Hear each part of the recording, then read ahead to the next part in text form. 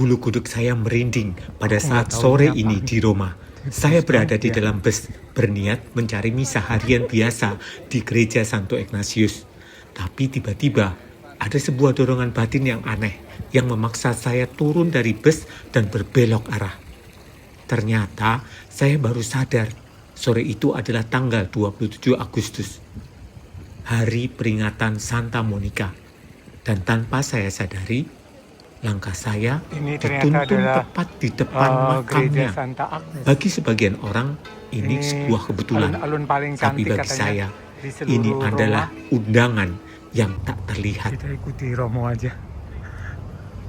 Nggak tahu romonya mau kemana. Ya, memang saya tidak tahu jalan, tetapi saya ikut sama romo yang ada di depan saya ini. Ada 2 orang romo yang Ini ya. menurut saya yakin pasti akan ikut perayaan misa Santa Monica ini. Ini kayaknya gereja. Dan benar, Semoga benar. ya, dan memang benar. Dan saya datang tepat pada waktunya. Misa belum dimulai. Kira-kira masih 5 menit lagi misa baru dimulai. Ini Basilika Santo Agustinus di Campio ya.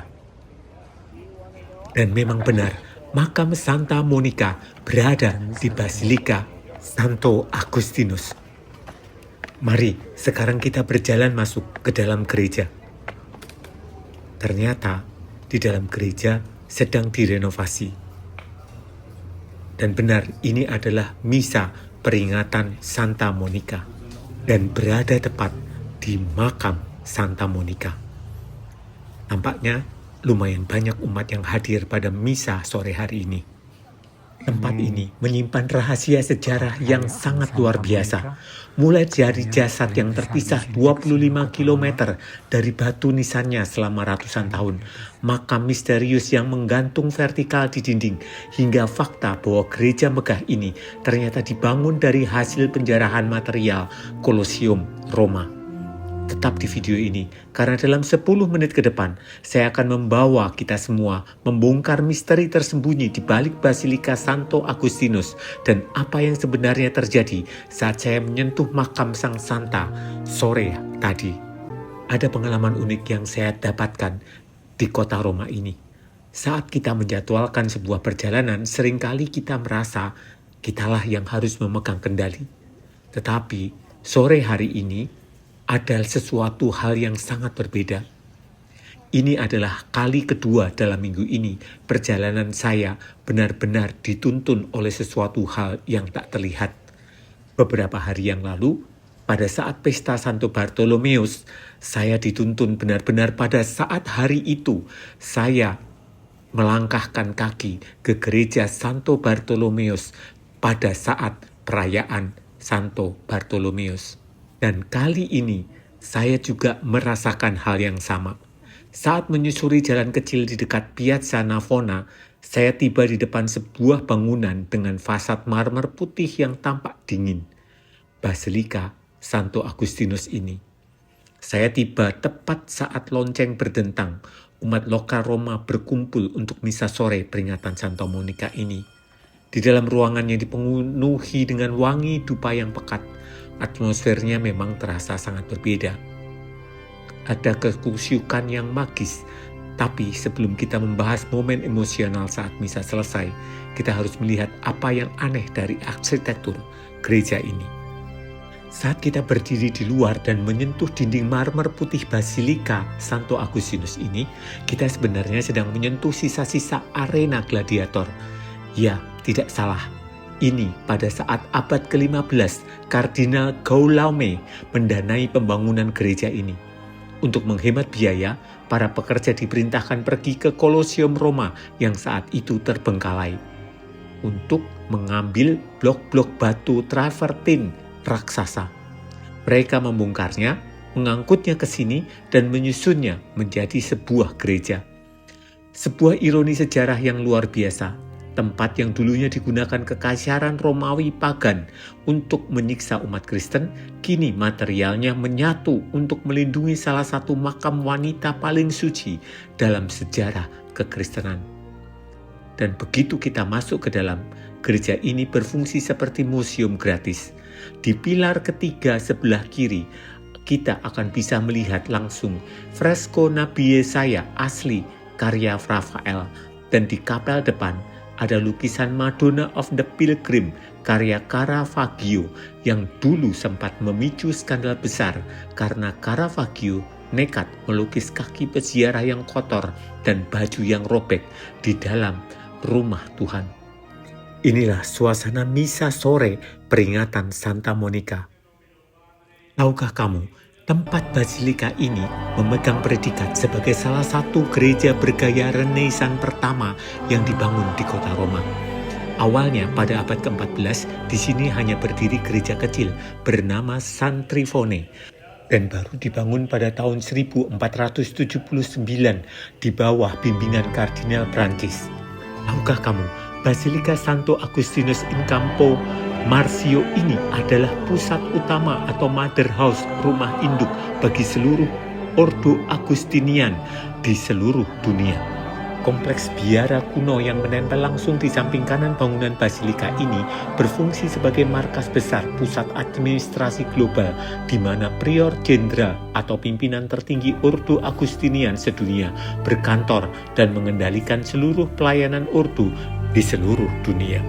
Dan tahukah kamu bahwa peran basilika ini sebagai pusat Ordo adalah keberadaan Bibliotheca Angelica yang berada di bawah kompleks biara. Didirikan oleh biarawan Agustinian bernama Angelo Rocca pada tahun 1604.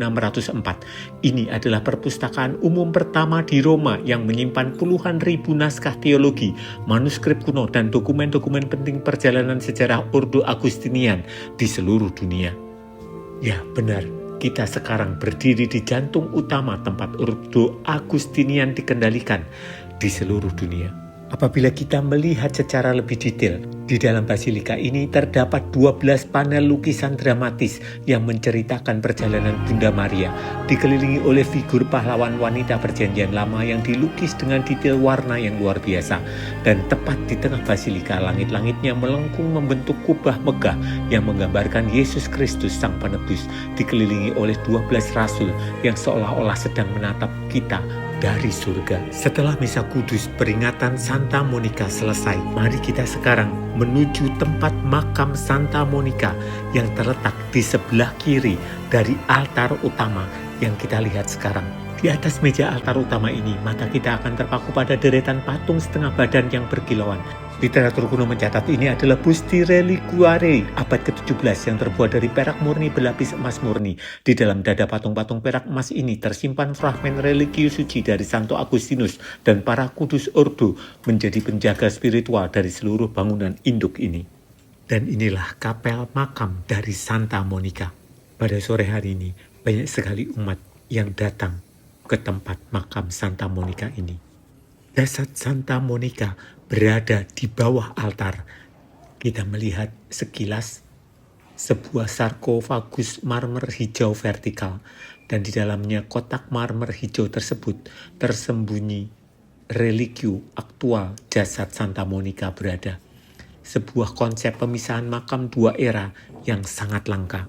Bagaimana jasad seorang ibu dari Afrika Utara ini bisa berakhir di jantung kota Roma? Sejarahnya melintasi waktu 1000 tahun lebih. Monica wafat pada tahun 387 Masehi di kota pelabuhan kuno Ostia Antika akibat serangan malaria sesaat sebelum ia sempat naik kapal untuk pulang ke Afrika. Selama ratusan tahun jasadnya dimakamkan di Ostia. Baru pada tahun 1430 atas perintah Paus Martinus yang kelima, relikui Santa Monica ini dipindahkan secara rahasia ke Roma untuk melindunginya dari penjarahan. Namun ada satu hal penting yang tertinggal di Ostia, yaitu batu nisan aslinya. Selama 500 tahun berikutnya, batu nisan marmer asli abad keempat itu dianggap hilang di telan bumi. Sampai sebuah keajaiban arkeologi terjadi pada musim panas tahun 1945. Di dekat gereja Santo Aurea di Ostia, sekelompok anak-anak lokal sedang menggali tanah untuk memasang tiang gawang sepak bola. Cangkul mereka membentur sekeping marmer kuno. Ketika dibersihkan oleh para ahli, dunia terkejut. Itu adalah pecahan batu nisan asli Santa Monica yang memuat puisi Latin kuno dari abad yang keempat. Hari ini, nisan asli itu tetap berada di Ostia, sementara jasadnya berada di basilika ini. Sebuah dualitas makam yang terpisah jarak 25 km. Tepat di atas sarkofagus tempat jasad Santa Monica bersemayam, dinding altar kapel ini dihiasi oleh sebuah mahakarya lukisan cap minyak abad ke-18. Karya neoklasik ini diselesaikan pada tahun 1760 oleh pelukis terkenal asal Faenza, Giovanni Cottardi, bertepatan dengan momen pemindahan jasad Sang Santa di bawah altar ini. Lukisan ini berjudul Madonna della Cintura atau Bunda Maria dari Sabuk Suci. Di bagian pusat kita bisa melihat Santa Perawan Maria bertahta bersama anak-anak Yesus. Di sisi kiri bawah, Santa Monica berlutut dengan jubah hitamnya, menatap penuh ketekunan rohani seraya menerima seutas sabuk kulit hitam langsung dari tangan Bunda Maria. Lukisan ini bukan sekedar pemanis ruangan, melainkan inti dari spiritualitas Ordo Agustinian. Tradisi mencatat saat Monica dirundung duka mendalam meratapi jalan hidup suaminya dan kenakalan masa muda Agustinus, Perawan Maria menampakkan diri dan memberikan sabuk ini sebagai simbol kemurnian, ketaatan, dan penghiburan. Melalui lukisan di atas makamnya ini, para peziarah yang datang membawa beban hidup diingatkan pada sebuah pesan kuat, bahwa air mata kedukaan seorang ibu di bumi pada akhirnya akan selalu dibalas dengan penghiburan dan kemuliaan surgawi. Di dalam kapel ini juga terlihat peti-peti marmer kuno yang tampak menggantung secara vertikal. Dalam tradisi arsitektur barok dan renesan di Roma, struktur ini disebut sebagai wall tomb atau makam dinding. Mengapa ditaruh di atas? Jawabannya adalah keterbatasan ruangan. Pada abad pertengahan, lantai kapel sangat sempit, sementara para tokoh penting berebut ingin dimakamkan sedekat mungkin dengan altar orang kudus. Solusinya, arsitek memanfaatkan ruang vertikal dinding gereja tersebut. Kita bisa melihat di bawah marmer hijau tersebut ada tulisan Santa Monica, ora pro nobis. Santa Monica, doakanlah kami. Di tempat ini juga dipajang foto Paus Fransiskus saat berkunjung ke tempat ini. Setelah selesai mengunjungi kapel Santa Monica tadi, kita kemudian bisa juga mengunjungi kapel-kapel yang lain yang dipenuhi oleh para kudus. Salah satunya adalah kapel Santo Nikolaus dari Tolentino. Beliau adalah orang kudus pertama dari Ordo Agustinian yang dikanonisasi resmi oleh Vatikan, wafat pada tahun 1305. Tepat sebelum melangkah keluar meninggalkan basilika ini, di dekat pintu kita bisa melihat sebuah patung marmer Carrara putih yang dikepung oleh ratusan lilin. Ini adalah Madonna del Parto, karya Jacopo Sansovino tahun 1521. Disinilah masyarakat lokal Roma sering datang untuk berdoa bersama Bunda Maria, memohon kepada Bapa di surga dan Tuhan Yesus Kristus untuk membantu mereka yang sedang kesulitan kehamil atau mendambakan kelancaran persalinan. Terima kasih sudah menemani ziarah spiritual ini sampai selesai. Jangan lupa untuk menekan tombol subscribe, berikan like, dan jangan lupa kita saling mendoakan. Tuhan Yesus memberkati.